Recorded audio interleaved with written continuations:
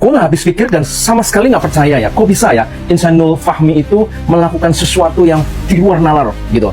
Dan ada sebuah banyak pertanyaan yang menurut gue itu tidak masuk akal sebagai laki-laki gitu kan. Nah, kasus Fahmi melakukan dugaan perselingkuhan dengan Inara ini merupakan sebuah kasus yang menurut gue itu hal yang biasa sebenarnya. Maksudnya laki-laki wajar menyukai seorang yang wanita yang mungkin cantik, yang mungkin artis, itu kan wajar gitu kan. Tapi lucunya gitu ya, kenapa si Fahmi ini masih harus berbohong gitu loh.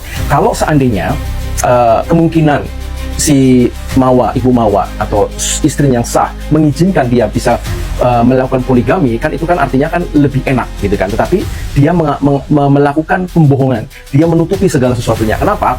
Sekarang pertanyaannya simpel ya. Ketika dia video CCTV ini kan terjadi di Agustus, sedangkan di bulan Oktober dia baru mengungkapkan perasaannya ini ingin menikah kembali, kan begitu, sesuai dengan ceritanya yang ada di podcast gitu kan. Nah, saya menjadi bingung gitu ya, kenapa si Fahmi ini mesti harus melakukan bohong gitu kan kepada Inira dan kepada juga istrinya yang sah gitu kan.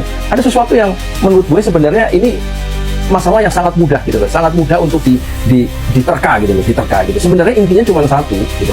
Intinya ini kan cuma apa namanya, penyakit laki-laki itu kan memang tidak bisa menahan sesuatu yang indah gitu kan. Nah, urusan sawah sepetak ini yang menjadi problemnya gitu loh. Dan saya pikir sih Fahmi ini tidak sama sekali nggak gentleman ya.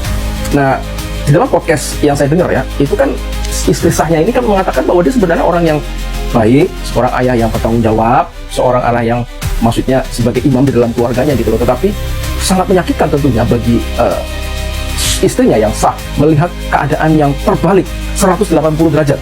Apa yang dia lihat di rumah, kelakuan daripada si Fahmi berbeda, bertolak belakang dengan apa hasil atau sesuatu yang sudah muncul di permukaan publik. Ini kan menjadi sebuah kontroversi yang sangat apa namanya ya, menyakitkan bagi si istri sahnya gitu kan. Nah, saya nggak ngerti sama sekali apakah Fahmi pada waktu itu melakukan itu karena memang benar-benar mencintai gitu. Kalau memang benar-benar tidak maksudnya sudah tidak ingin lagi, tidak mencintai lagi istrinya, kenapa mesti harus sembunyi-sembunyi gitu kan. Lebih baik terus terang aja gitu menurut saya gitu kan, menurut saya ya. Dan menurut saya sih dia nggak gentleman ya, dan sangat memalukan sekali gitu loh, sampai ketahuan seperti ini kan.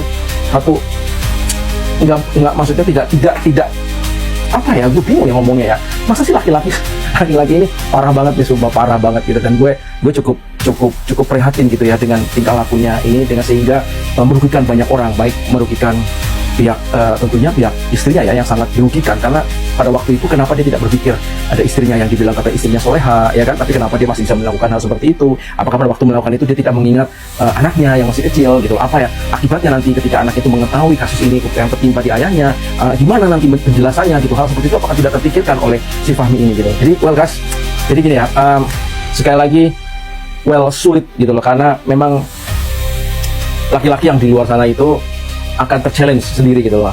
Apakah imannya, karakternya itu kuat atau tidak, tergantung dari orang itu sendiri. Apakah dia memang mengasihi keluarganya dengan sepenuh hati atau tidak, itu kelihatan di luar gitu kan. Jadi kalau apa yang sekarang si Fahmi lakukan itu, sekali lagi itu tidak membuktikan bahwa dia seorang yang baik, seorang yang bisa dipercaya, seorang suami yang gentleman gitu ya kan.